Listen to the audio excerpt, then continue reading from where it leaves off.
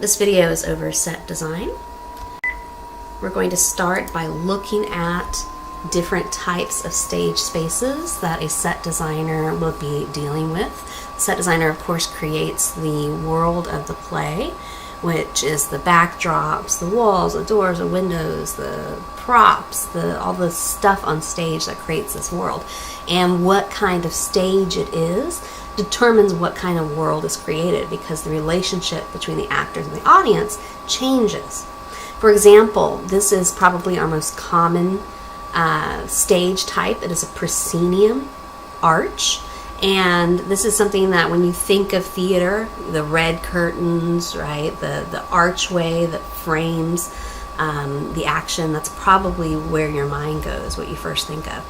So what are a proscenium's defining characteristics? What makes it a proscenium? Well, there's an archway called a proscenium that separates the stage from the audience. So proscenium, in front of the scene. Most of your action is going to be happening upstage, behind the proscenium arch, and then your audience is going to be downstage in front of the proscenium arch. Looking at this image, is it a proscenium? Looks a lot different than the one we looked at before, but you'll notice that there is a proscenium arch here, right? It's very plain and black. There's a carpenter here working on stage, building scenery, so most of your scenery and actions happening upstage or behind the proscenium, and then your audience is out here, and this is called the house.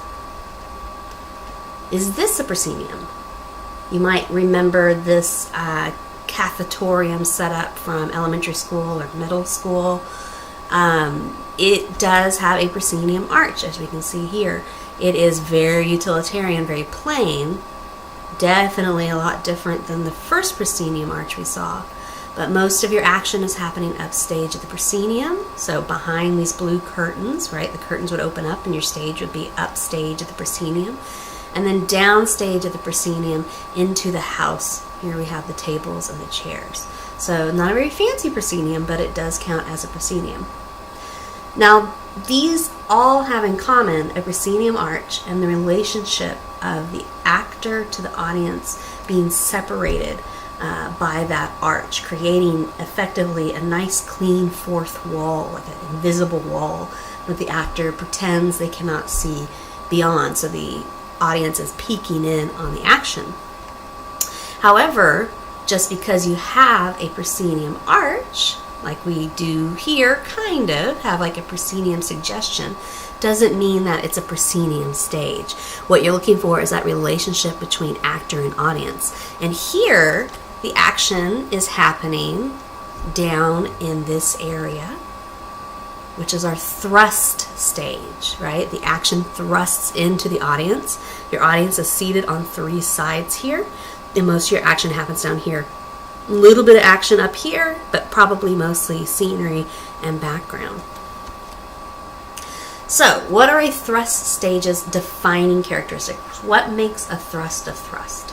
Well, the stage thrusts out into the audience, and then you have multiple audience seating, right? You can have it on three sides, you can have it on a diamond, you could have it almost all the way around, but it has to be on multiple, the audience will be on multiple sides, and the action will thrust out into the audience. Looking at this image, is it a thrust stage? We have most of our stage sticking out here into the audience. The audience is a half circle, going about 50% of the way around the stage, so it is a thrust space. Here is another one. Again, this is the action thrusting out, and here you can see actors on stage and the relationship to the audience. Is this a thrust stage? And some of you might have seen this image before, especially in English classes. Yes, it is a thrust, and it's the Globe Theatre, Shakespeare's theatre in London, England. Notice that the stage sticks out. You have the groundlings in the pit. That's what they call the standing room only area down here, the pit. And then you have people seated in the balconies all the way around. It's a big circle, big octagonal kind of shape. So you have seating on basically 3/4 of the stage, and then this very back part is your backdrop. And they didn't use a lot of scenery during this period, so what you see usually is what you get, with the exception of bringing out a bench or a table from time to time to suggest different locations, but mostly this big flat expanse with balcony and windows and doors. This is where their scenery resided, or what acted as their scenery.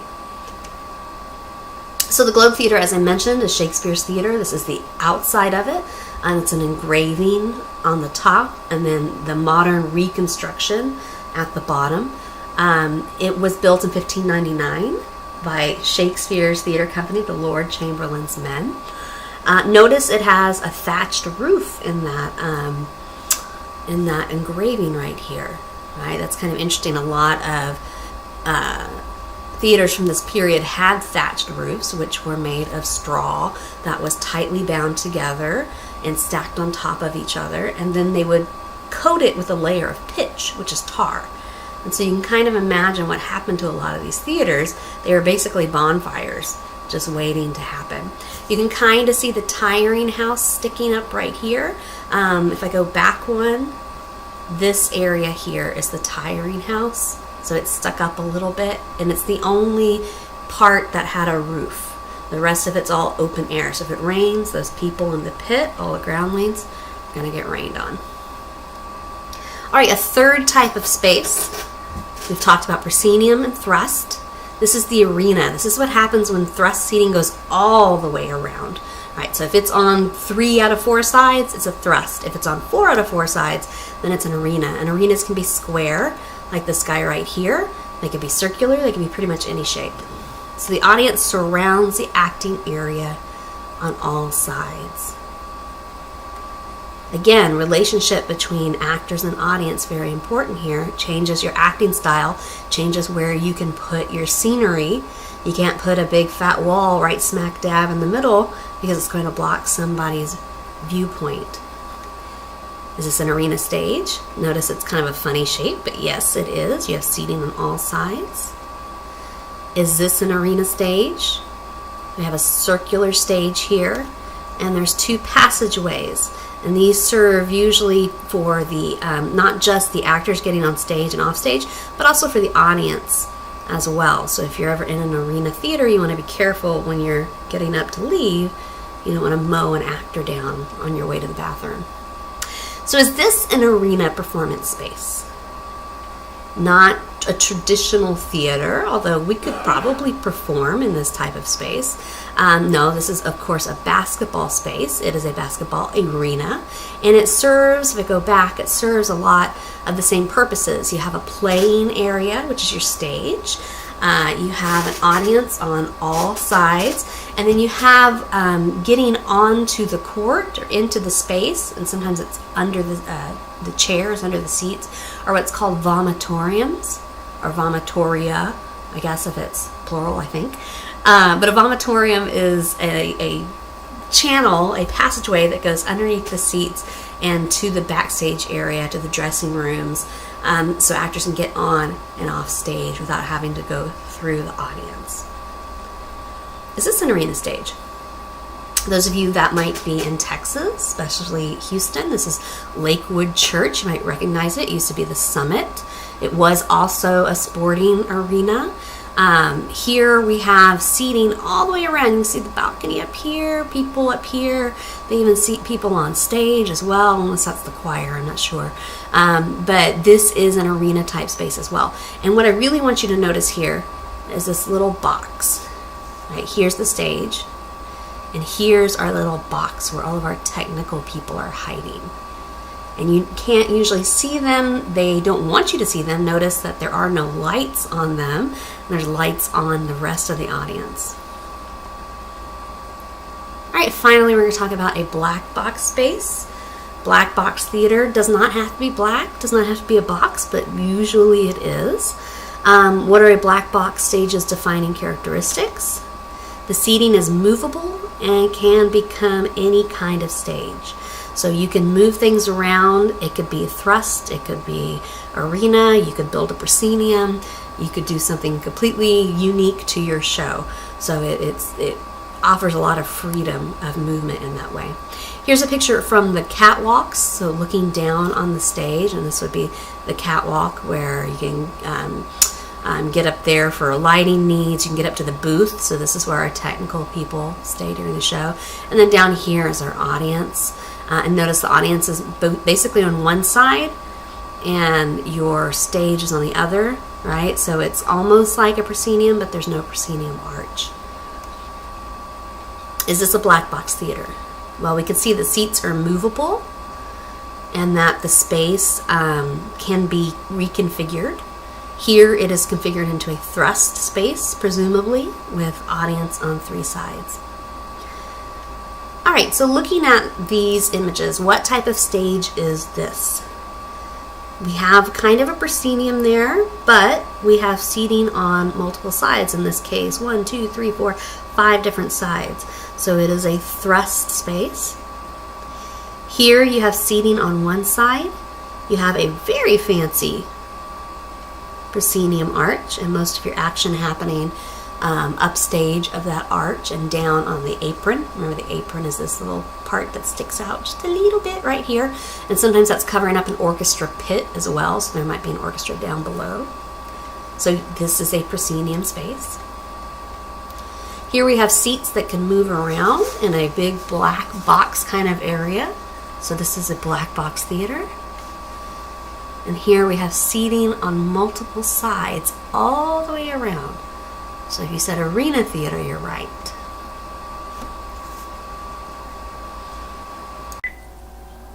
So the set designer works within these different types of spaces to make or create the world of the play.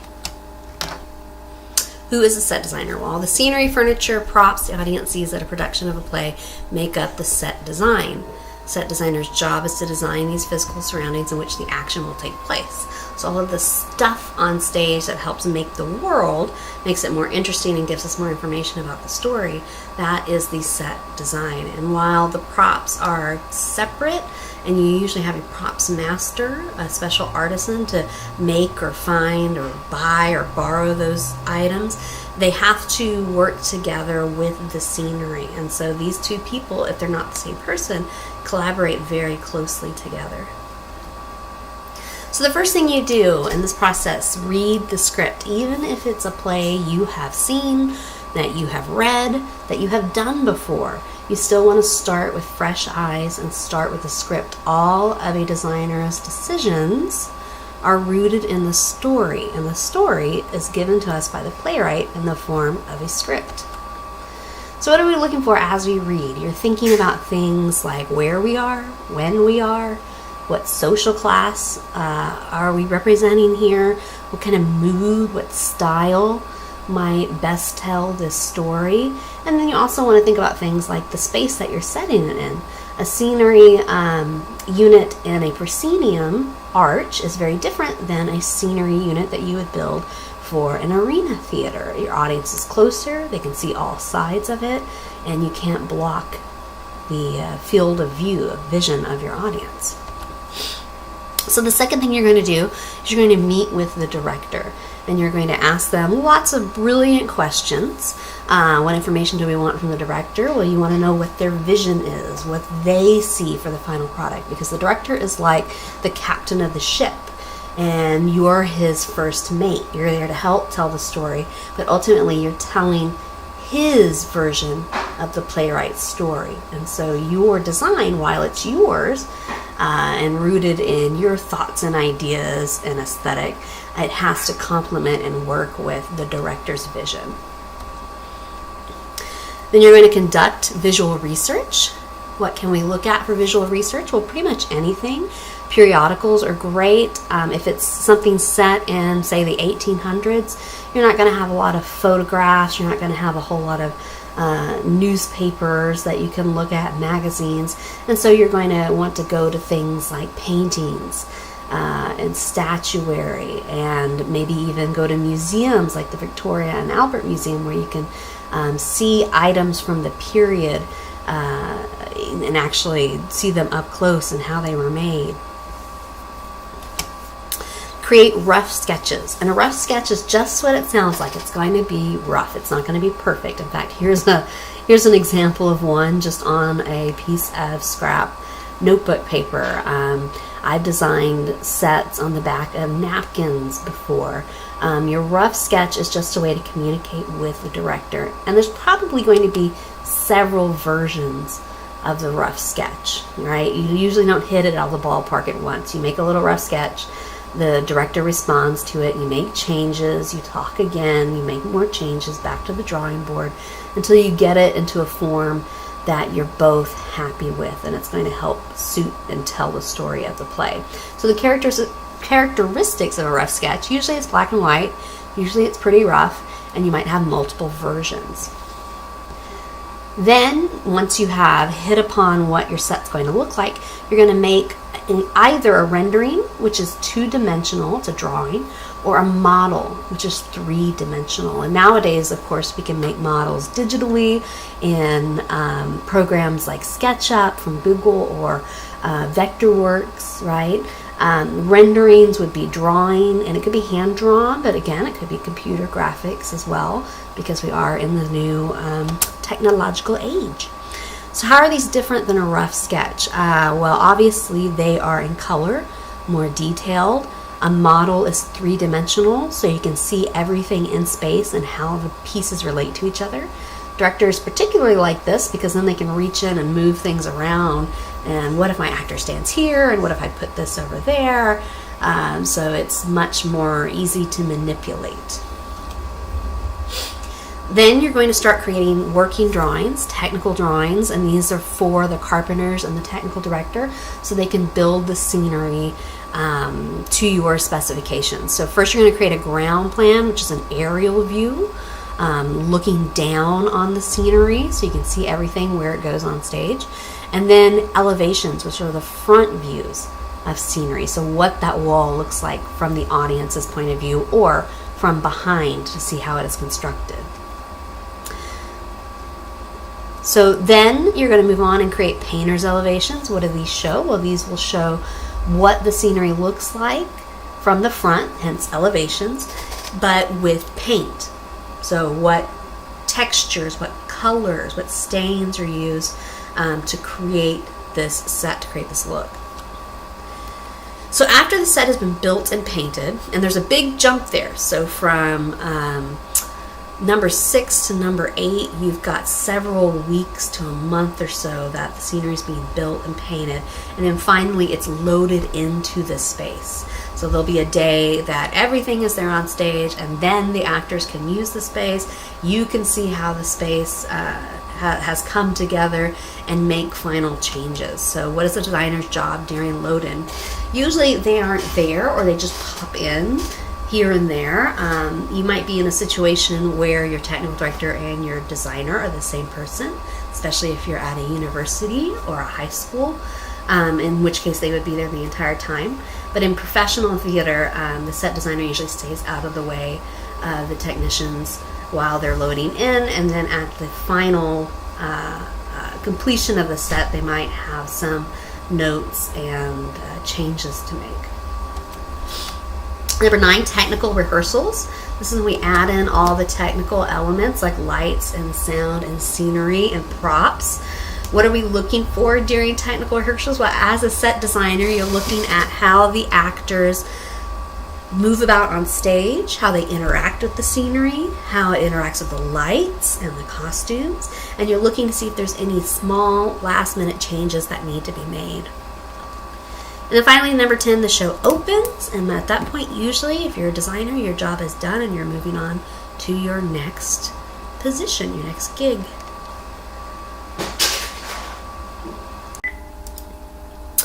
So, as I mentioned, the designer creates renderings and models. A rendering is 2-dimensional, created by hand or by computer. It's in full color, so it's detailed, usually featuring a human figure to show proportion. It should be to scale and proportional and show the architecture of the theater, and sometimes show the audience as well, because that relationship between the audience and the actors is so important. Often show lighting and a moment in time from the script. So a rendering is like a little snapshot of the script. And if you're If your script has like several locations, you might be creating several renderings to show each look, each location. Here's an example of a rendering. This is Jim Thurston, The Living by Anthony Clairvaux. Notice it is a thrust space, so you have audience on 3 sides, and you can see the suggestion of audience here. And you have the stage, the background, and then there's a figure here giving you a sense of scale. So if this figure is like 5'5", 5'6", you can kind of guess how tall that opening is, how wide it is, because you have something there to draw on to see what the scale is. Here's another rendering. This is Radio Golf, designer Sean McClellan. This is a beautiful rendering. It shows lights, right? Even though the scenic designer isn't in charge of the lights, the lighting here, obviously a very important part of the aesthetic. You can see the edges of the scenery are worn away and broken. This is probably a proscenium space because it's all from one point of view and your audience is out front, although it could be a slightly thrust space as well. You don't know that because there's no representation of the audience. Here, almost missed him, right? He's hiding over here as a figure, so this gives you a sense of scale. Also, you have something like a doorway here, and so you can kind of guesstimate how tall the door is, and then you can guesstimate how tall the walls are based on the size of an average ergonomic door. Here we have something, I'm guessing at Shakespeare because this looks like an Elizabethan lady, but this would be computer rendered imagery, right? So this isn't hand drawn like the other ones we've seen. This is all computer drawn, but again, figure showing us a sense of scale, suggestions of lighting here and there, make it more realistic and like a moment in time from the script. Here we have another rendering. Very kind of loose and sketchy, so lots of different styles. 2 figures showing you size, so this is a very big, grandiose set. It's a proscenium set, and they've really played on that proscenium arch here. This is, I would guess this is probably an opera, just based on the size and the scope of it. Here we have Much Ado About Nothing. Again, suggestion of lighting, figures. It's in color, it's very detailed, and it's from the one point of view, so it looks like it's probably a proscenium space. Alright, so if drawing's not your thing, maybe models are. Model making, which is creating 3D representations of the set, can be a little more construction heavy, so if you don't like to draw, creating something 3-dimensional might help show the director what you're thinking, show the actors what they're going to be working with, and then of course your technicians, technical director, scenic charge artists would want to see something like these renderings and models as well, so they know what they're building, even though they will have the technical drawings. So they're created by hand. They're usually in full color or detailed. They can be, I should also say, created by hand, but they can also be in programs like Vectorworks or Google SketchUp, where you can draw in 3-dimensional images. You can extrude them up and create walls and doors and windows. They usually feature a human figure, again for scale. They should be to scale and proportional, and they should show major properties in set dressing. So here we have a close-up of a model. I have a couple of figures here. You can see the walls, the doors, the floor, little, looks like a plunger there.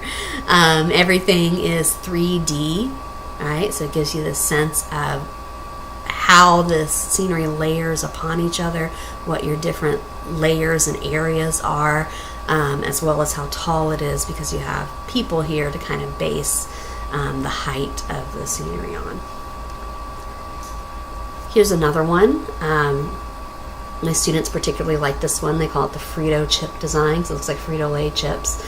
But this one's probably for a ballet, just guessing by the figure because she's a ballerina. You can see the suggestion of lighting here, which is very important, and suggestion of all the scenery as well. This is probably a proscenium space. You can kind of see what looks like a proscenium arch. around the image. Here's a very detailed white model, meaning it has little or no color. You can see all the little people are cut out, again, giving you a sense of scale. And you can see all the different levels, the stairs, the signs, the proscenium that they have decorated as well as these side stage areas with figures. And then the suggestion of the audience down front, a proscenium stage. Here, these are also supposed to be audience members, I believe, down front. And a suggestion of a house with missing some walls, of course, artistically, so we can see inside of it. Otherwise, it would be a very boring play. Three-dimensional, no figure in this one, but you can still look at things like doors and windows and get a sense that, okay, well, that's probably 10 foot tall or so, right, or 12 foot tall, based on the size of a human in a door frame. Here's a very detailed model, and I like this one because it shows you the different layers. You can see there's a painted backdrop as well as flats, walls, and doors in the foreground, and then lots of different layers and steps to get up to those platform layers. All right, once a set designer has created a model or rendering, they move on to the technical drawings, which consist of the ground plan and elevations. Ground plan shows an aerial view of the stage showing scenery and major props, so you're looking down on the stage as if you're a giant and you took the roof off and now you can see where everything is.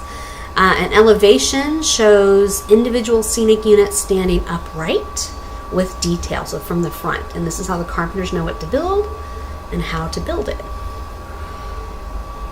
Most drafting nowadays is computer-aided drafting, or CAD. Technical drawings made with programs such as AutoCAD and Vectorworks. Here is a ground plan. This is an aerial view of a proscenium, and this is our proscenium arch here, this little hashed area. This is the apron that sticks out slightly. Your audience would be down here. And then here we can see the different platforms, doors. We see which way the doors swing based on that little line right there. So the door closed here and then opens up, swings out here. This one swings into the unit, into the space. Usually these would also have a number on them showing how tall they are, especially if they're different heights, different levels. Notice it's to scale. This particular scale is 1/8 of an inch equals 1 foot. So 1/8 of an inch on the paper, which is teeny tiny, equals 1 foot in space. So if this proscenium here is 40 feet across, it's going to be 1/8 of an inch for every foot, right? So it'd be 40/8, 40/8. Here's another ground plan looking down. This one also shows you a bit of fly schedule, so you can see where things are flown in. It gets a little messy that way. But it's necessary to show this, and you probably have another ground plan with that layer taken out so you can see just where the scenery elements are. Of course, hand drafting, you can also draft by hand. And anyone who's been through grad school knows it's grueling, but it is there's an art to it, and it behooves you to learn it before or while you're learning AutoCAD. So you can get a sense for the artistry in drafting. It's not just squares and numbers. But here we have an apron. This is a proscenium space, so this looks like that's probably the proscenium, and there's one over here hiding under here. Here we have stairs, so this little succession of rectangles, and then a platform here shown by the X. So this is one big platform. This is another platform. This one's 40 inches, and then you have to go upstairs. This one's 72 inches high. Then up more stairs. This is 112 inches high. Back here we can see these are ramps, so going up at an angle, and then you have escape stairs as well. So that's what you're looking at in this image. Technical drawings usually in pencil, and then you copy them into blue line drawings, although nowadays you can scan them in and then just reprint them, plot them out in black ink. I think the blue line is quickly going the way of the dinosaurs. Here are some elevations, so front views of scenery. So those walls and doors that we saw from above, now you're seeing them stood up, and you're seeing things like their height, right? The height of the different moldings, the height of the door, right? You can tell that door frame is 8 feet tall because that's what this line is denoting here. Here is a unit, one whole unit, jail/wardrobe plan. Jail on one side, wardrobe on the other. So it's a on casters, I'm assuming, square that has doors on either side that swing out. This is showing you the swing of the door. So on one side it's a jail cell, on the other side it's a wardrobe. Very clever. Some more elevations. This is obviously a much older drafting, and again by hand, beautifully done. There's definitely an artistry to this. Here, scale 1/4 of an inch equals 1 foot. This is a cross section, so it's showing the scenery cut in half and what you would see if you were looking at it from the side. And here would be the front elevation, showing what it looks like from the front. Here are painters' elevations. Looks like this is probably High School Musical somebody's producing. And this shows what the walls would be painted, what the doors would be painted, what kind of texture. Here we have a brick texture being used. So this is for, as the name implies, the painters to create the color of the set and the texture of the set. Here we have another front elevation, and then you can see a side view, right, a cross section as well, to see how it's built from the side, how deep it is. Not very deep at all. All right, so renderings and models. Let's kind of compare and contrast them here. So a rendering is 2D while a model is 3D. Rendering, easy to manipulate the image, which you have to be careful because you can fudge things like scale and perspective even when you don't mean to, whereas a model might be much more accurate because you're creating something three-dimensional and not just relying on lines on a page. Rendering show one moment in time. Model can show movement in separate moments. You can suggest lighting in a model, and you can do that in a rendering as well, but you can show the lighting moving, changing color, changing pattern more readily than you can with a rendering. How they are similar, so the way they overlap, they communicate ideas visually, and they're communicating these to the director. A rendering or model is never seen by your audience. The final product is always the show itself. So as beautiful and intricate as some of these are, they are just tools, or just communication tools, showing the idea in your head in a concrete fashion to the director and to the other people building, painting, creating this world.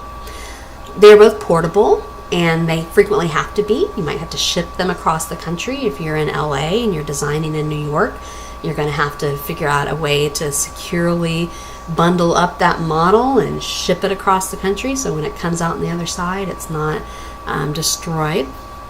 And as I mentioned before, both of these are only seen by the design team and the director. Here we have an example of a model. This is the Wicked model. Eugene Lee designed it. This is a paper model, so showing moving parts, likely in 1/4 inch scale. You can tell it's a proscenium. You can see figures, you can see color, detail, and it's very simple. Whereas the more final models, the production models, would be even more detailed. In fact, probably even more detailed than this. And they would show the director in the scene shop what the final product would be like, and give them an idea of how to construct it. Here's the final set. This is what it actually looked like on stage.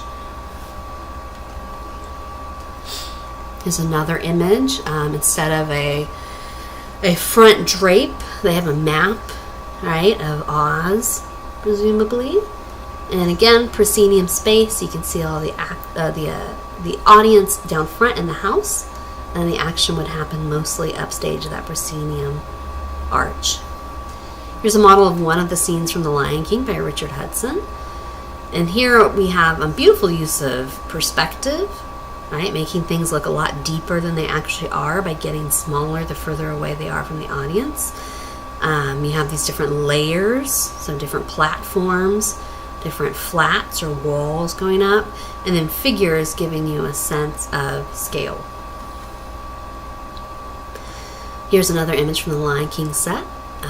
Things you can see here, the use of a cyclorama, bleached muslin that's stretched really tight upstage. You put lights on it and change its color. You can see the actors in their costumes, costumes/puppets to create the characters. And then this beautiful sunset or sunrise, which actually is very clever. It's kind of like Venetian blinds, right? When you loosen these wires, this goes flat, and then when you pull it up, it slowly comes up like a sunrise. Very clever, very simple. Another image of the finished product, the Lion King set. Of course, puppets by Julie Taymor, the director. Here we have a model for the play Cats, designed by John Napier. It's a unit set, whereas these other sets we looked at change locations. This is always in the same place. You're just in the garbage dump where the cats live. So everything happens in this one place. Here's a better image of the model. Again, garbage, Christmas lights, images from magazines torn out. And now here's the final product. So it looks a lot like the model. And here's yet another image. Notice it's non-realism. While we are in a real place, a garbage dump, the cats can sing and dance and fall in love and tell these heroic stories. And if your cat can do that, sell them to the circus. Make a bundle of money, because cats usually just lay around and lick themselves all day. So it's non-realistic in the characters and in the storyline. The set itself is kind of fantastical with all the Christmas lights, even though the location is realistic, as in a real place, a garbage dump. Here we have the set for Sheer Madness, designed by William Cotton.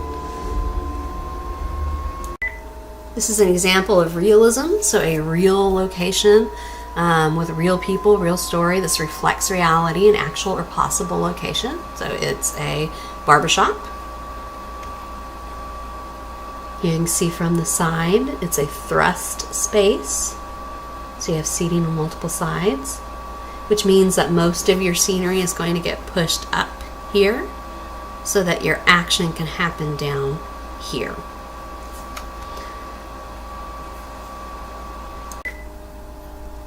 Alright, so the scenic designer uses the elements and principles of design to tell the story of the play. And these are the tools that they have at their disposal, the tools to make art.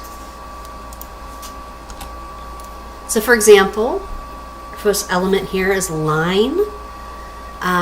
Line can come in a variety of different types and boldnesses, thicknesses, zigzag, curly, vertical, horizontal, natural, man-made.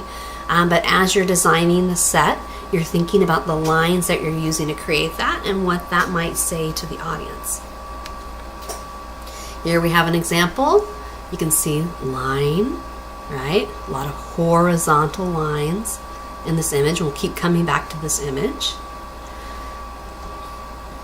Shape, so 2D form, 2D shapes, and then form would be 3D. You can have geometric shapes, organic, natural shapes. Here we have lots of different images. Our frog here, of course, this would be more natural shapes, whereas something like this created by man-made structures and squares and very harsh would be more geometric and man-made. Here, what kind of shapes do we see? Well, we see a big circle. We see kind of triangular or pyramid shapes here in our figures of our actors. And then, of course, lots subdivided by lots of different lines.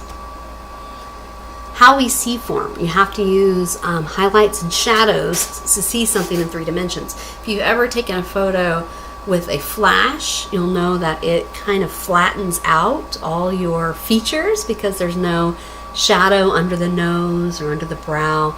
It flattens everything out and you can't see the form. Now you're just seeing basic shape, 2-dimension rather than 3-dimension. So here we can see highlights and shadows on our sun here to give us the sense of form, even though it is flat piece of fabric. It has been darker at the edges and lighter in the middle, painted that way, and also lit that way to give us a sense of 3 dimensions. Color theory. This could be an entire lecture on itself, but I will try to briefly illustrate it. So color is one of these elements of art. Colors can be warm or cool. They can be complementary, which means that they're on opposite sides of the color wheel. So for example, green is directly across from red. They're complementary colors. Yellow and purple, blue and orange are complementary. Or they can be analogous, meaning they're right next to each other on the color wheel. So blue, violet are all analogous colors. They have something in common. Here the colors we see are primarily warm. So you have oranges and yellow-orange. Again, analogous colors next to each other, but also a little bit of blues here, especially in the light. See the light on the figures, the light on the floor. So blue and orange, if we go back to that color wheel, are complementary colors. So we have analogous colors here in the sun. We have complementary colors contrasting the earth and the sun. And you have primarily warm colors because it's the sun. That makes sense, right? Texture, how something looks like it feels. So smooth, rough, hard, soft, bumpy, lumpy, rigid. If we look at this image here, we definitely have some texture in the fabric. It's not perfectly smooth, right? It looks like it has some feeling to it. We look at the giraffes here. There's texture in their costumes. Looks like almost like geometric shapes, but kind of rough. Here the floor looks really smooth. If you run your hand over it, right, it would be nice and smooth and slick. So that would be the textures that you're seeing. Another element of design is space, and that is how objects relate to each other. And you can have positive space, which is taken up by something, right? An object takes up positive space. Negative space is the absence of something. So for example, in this image here, we have positive space, which is the planet, and negative space, which is literally space. Here in the image of the candlestick, right, this would be positive and this would be negative. However, if your perception shifts, suddenly the faces are positive and then the black is negative. So it can be subjective. So here, space, we've got a lot of positive space with this big sun, a little bit of negative space around the edges, creating kind of a shape here, right, like a square with a circle in it. Now the principles of design are how you use the elements. So the elements are the tools to make art. The principles are how you use them. One principle is pattern. So using shape or color or texture over and over in a repetitive manner would be creating a pattern.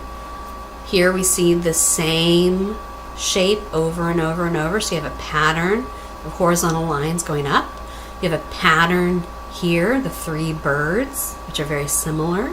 Right, you have a pattern here. It looks like little geometric shapes on the hide of the giraffe, like squares with circles in them, which again kind of reflects the pattern that you see on stage, squares and circles. Contrast is how things are different and how they stand out. So black and white are high contrast because they're opposites.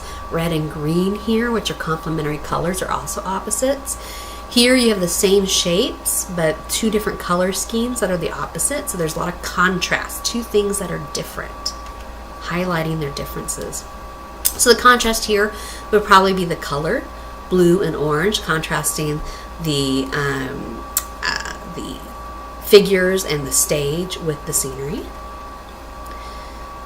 Another principle of design is emphasis.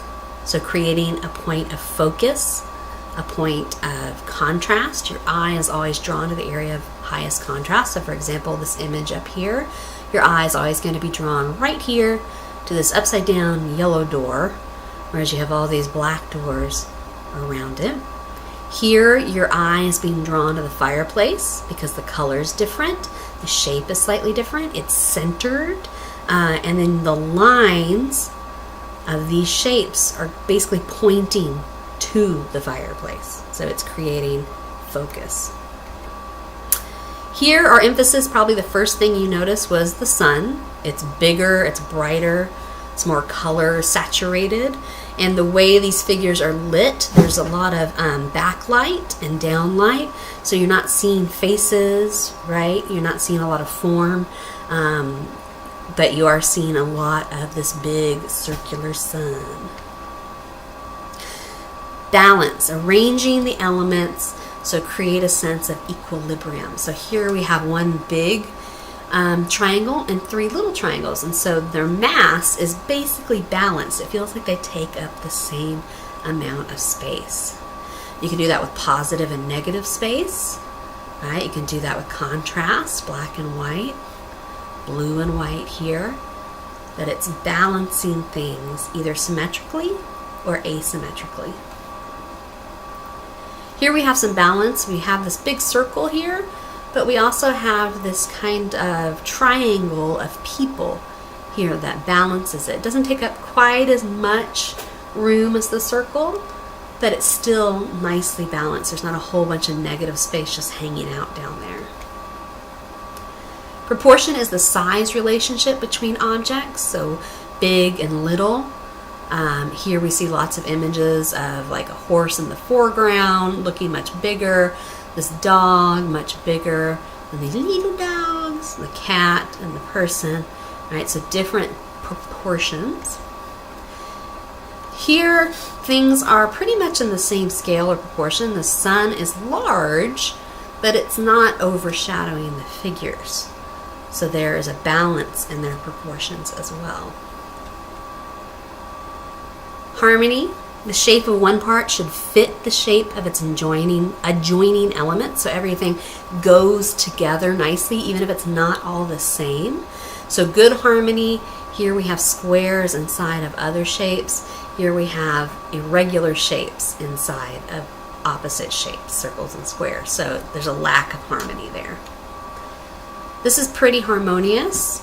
The circle versus the triangle shape, a lot of vertical lines here, horizontal lines here. So while there's some, vertical lines here is what I'm trying to say, and horizontal lines here. So while there's a lot of contrast there in line, they balance each other out. It's a harmonious picture. And finally, rhythm and movement. You can use shape and texture to suggest movement and to lead the eye along in a certain rhythm or pattern. Here your eye is drawn again to the sun, and usually left to right because we read left to right. And then you might be drawn to the figures over here because they're next largest. And then your eye might circle around to this little central figure right here with the birds. Alright, so this next section is what do you see? And I want you to look at some of these images and think about the elements of design, the tools for making art, and then also the principles of design, how we make the art. So line, shape, form, color, texture, space. And the principles are pattern, contrast, emphasis, balance, proportion, scale, harmony, rhythm, and movement. For each image, you'll write down one element and one principle of design and what that communicates. So for example, in this image, for shape, it's organic, it's flowing, it's curvy, it's like something moving through water. That's one element of design. And then one of the ways to use that element, one of the principles, would be contrast. So we're contrasting warm colors on one side, cool colors on the other. And I want you to challenge yourself. You can only use each principle and element twice. So once you use shape, use it again, and then you're done. And you have to use something besides shape. You have to think about line or form or something else. So write down and describe one element of design and one principle of design.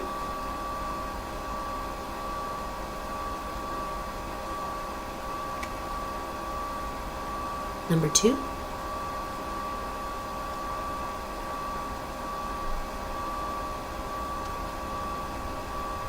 Number 3.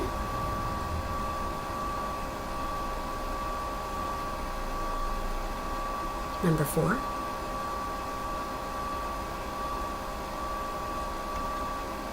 Number 5.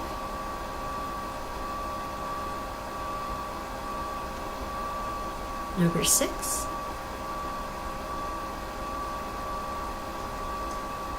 Number 7.